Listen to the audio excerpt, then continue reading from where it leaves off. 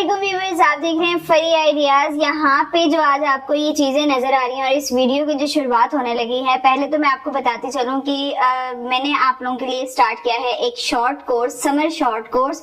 उन लोगों के लिए जो कि मसरूफ हैं, जो कि बहुत डीप स्टिचिंग नहीं सीख सकते हैं, जो बहुत ज्यादा वीडियोस को नहीं फॉलो कर पा रहे हैं, उनके लिए एक शॉर्ट कोर्स निकाल रही हूँ जिसमें जल्दी जल्दी एक बहुत ही बेसिक सी चीजें बताऊंगी, ताकि आप लोगों को एक सादा सूट अपने लिए जो लोग सिर्फ करना चाह रहे हैं या जो लोग दूसरों के लिए एक सिंपल सूट बनाना चाह रहे हैं, उनके लिए आसानी हो जाए। और जिनके पास टाइमिंग की कमी है खास तौर पे, उनके लिए ये कोर्सेज हैं।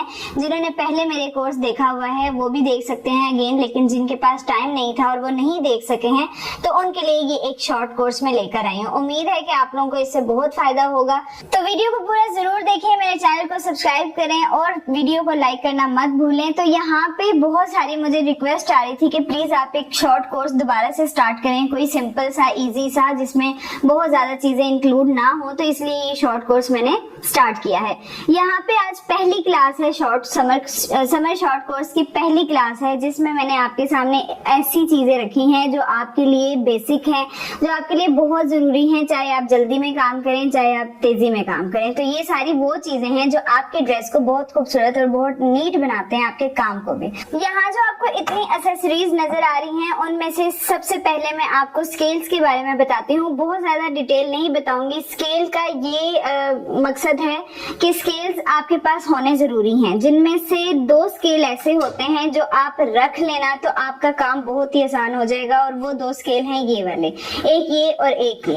इस स्केल से आपकी ट्राउजर की कटिंग, आपकी शर्ट की कटिंग, आपकी स्लीव्स की कटिंग, आपका मतलब हर तरह की शेप इस स्केल से आपको मिल जाती है। और इस स्केल में ज्यादातर हम ये वाला पॉइंट यूज करते हैं, यहाँ से लेकर यहाँ तक। ये चीजें आगे चल के मैं आपको कपड़े के ऊपर बेहतरीन तरीके से बताऊंगी, लेकिन अभी इन स्केल्स के बारे में सिर्फ बताऊंगी कि ये सिलाई के दौरान आपको रखना जरूरी है कि इससे आपकी परफेक्शन हो जाती है।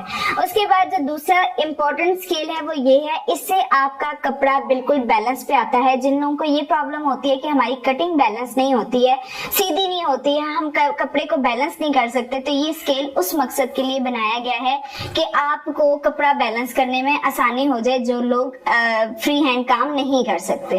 तो ये स्केल उसके लिए जरूरी है। उसके बाद ये स्ट्रेट स्केल है, ये आप किसी भी वक्त किसी भी जगह पे यूज कर सकते हैं। लाइक कोई डिजाइनिंग करनी है तो उसके लिए आप यूज कर सकते हैं। उसके बाद ये कर्व शेप है, जो ये भी बहुत ज्यादा यूज हो सकता है, लेकिन जो हमारे पास ये वाला कर्व है ना, इसी को ज्यादातर यूज कर लिया जाता है, तो इसका इतना इस्तेमाल नहीं होता है। सिर्फ ट्राउजर में अगर आप बहुत ज्यादा परफेक्शन चाहते हैं तो ये स्केल यूज कर सकते हैं। हिप कर्व के लिए ये स्केल यूज किया जाता है। आप में से भी जो लोग सादा सूट बनाना चाहते हैं और वो सूट ब्रांडेड स्टाइल का मतलब करना चाह रहे हैं, ब्रांडेड स्टाइल से मुराद ब्रांडेड स्टिचिंग करना चाह रहे हैं, तो जो 2 स्केल मैंने आपको पहले बताए हैं उनका इस्तेमाल कर सकते हैं अपनी सिलाई में। अच्छा, चौक आपके पास एक अदद होना जरूरी है, और चौक को इस्तेमाल करने का जो बेहतरीन तरीका है वो ये है कि अक्सर हम इतने बड़े चौक को इस्तेमाल करते हैं तो वो बिल्कुल रेजा रेजा हो जाते हैं। तो उससे बेहतर ये होता है कि जैसे अब ये 3 कॉर्नर्स हैं, आप पहले से ही इस चौक के 3 कॉर्नर्स जो हैं वो बना लें, 3 चौक इसके बना लें, वो बेहतर रहेगा। अदरवाइज जब आप इस पूरे चौक के साथ वर्क करती हैं, ये टूट जाता है और वेस्ट हो जाता है।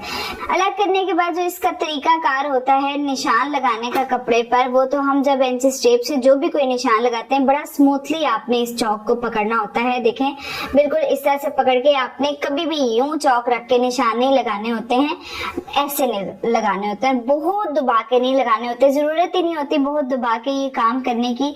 आपको कोई भी अपनी ये फिटिंग के निशान लगा रही हैं आप अगर, तो ये आराम से आप यूं कर सकती हैं। उसके अलावा अगर आप कोई भी शेप दे रही हैं, अपने आर्म होल की दे रही हैं, तो उसके लिए आप ऐसे कर सकती हैं।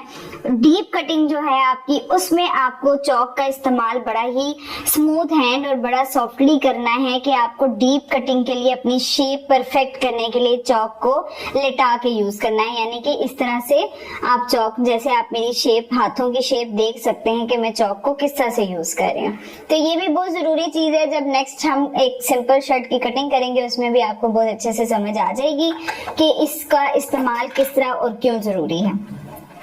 उसके बाद बारी आ जाती है कि कपड़ा सिलाई करने के लिए आपको धागे की जरूरत तो बहुत पड़ती है, क्योंकि आपको मैचिंग धागा ही चाहिए अपने शर्ट के साथ, अपने ट्राउजर, अपने ड्रेस के साथ का।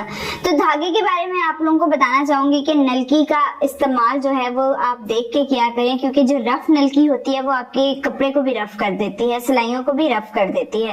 तो ये जो प्लास्टिक वाली नलकियां होती है ना, ये पहले आया करती थी, अब बड़ी शॉर्ट हो गई है, लेकिन फिर भी कहीं ना कहीं से आपको मिल जाएंगी।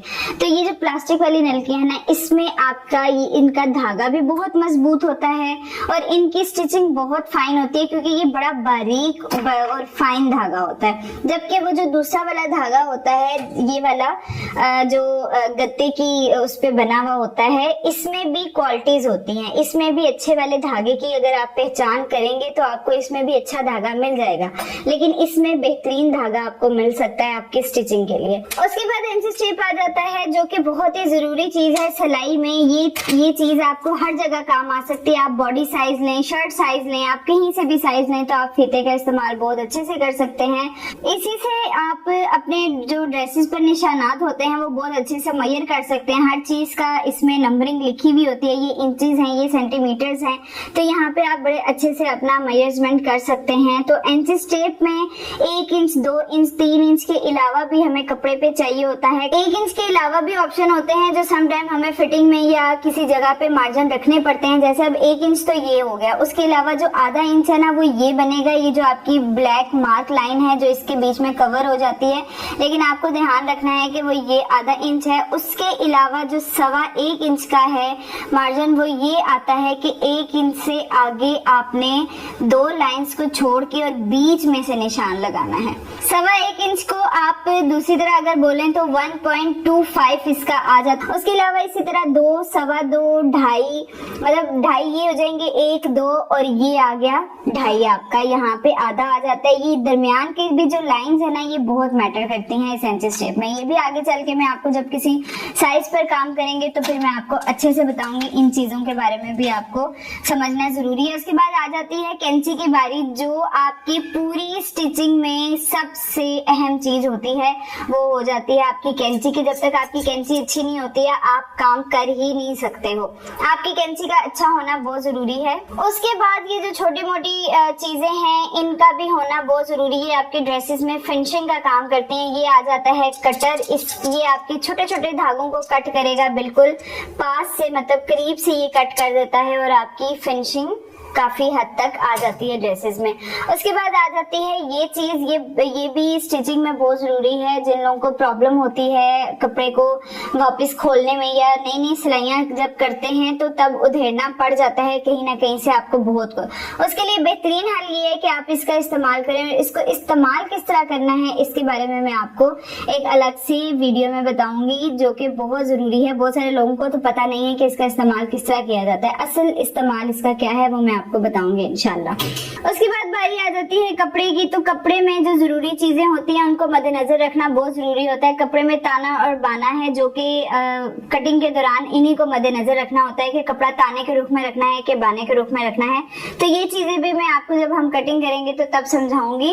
तो कपड़ा भी आपकी सिलाई का एक जरूरी हिस्सा है। उसके बाद आ जाती है मशीन की बारी। तो मशीन पे जब हमने मतलब सारी कटिंग वगैरह होगी, मशीन का इस्तेमाल, उसके लिए जरूरी है कि आप सबसे पहले अपने मशीन को परफेक्ट कर लें, इसकी ऑयलिंग वगैरह, इसकी हर चीज सफाई वगैरह करके उसके बाद आप अपना काम स्टार्ट करेंगी। इसके बीच में जो धागा वगैरह डालना है वो डालने के बाद काम स्टार्ट करेंगे। और मशीन को चलाने का भी एक तरीका है कि आपने कपड़े पर मशीन को किस तरह से चलाना है। तो नेक्स्ट क्लासेस में मैं आपको साथ साथ ये भी गाइड करूंगी। और ऑयलिंग मशीन की बहुत जरूरी है और उसके लिए मशीन का अच्छा ऑयल होना भी बहुत जरूरी है, जो कि आम लोकल दुकानों से नहीं मिलता है।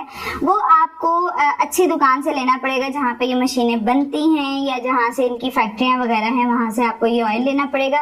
मशीन की ऑयलिंग आपको हफ्ते में एक बार जरूर करनी पड़ती है। तो आज की वीडियो में आपको इन चीजों के बारे में बताना जरूरी था, क्योंकि ये सारी चीजें सिलाई का हिस्सा हैं। तो इंशाल्लाह नेक्स्ट वीडियो में मैं आपको कटिंग स्टिचिंग भी बताऊंगी, साथ साथ ऐसे मेथड के साथ बताऊंगी कि आप 15 दिन में सिलाई सीख जाएंगी और आसानी से सीख जाएंगी, जिन लोगों के पास बिल्कुल टाइम नहीं होता। अभी दे मुझे इजाजत, इंशाल्लाह नेक्स्ट वीडियोज में मिलते हैं। अल्लाह हाफिज।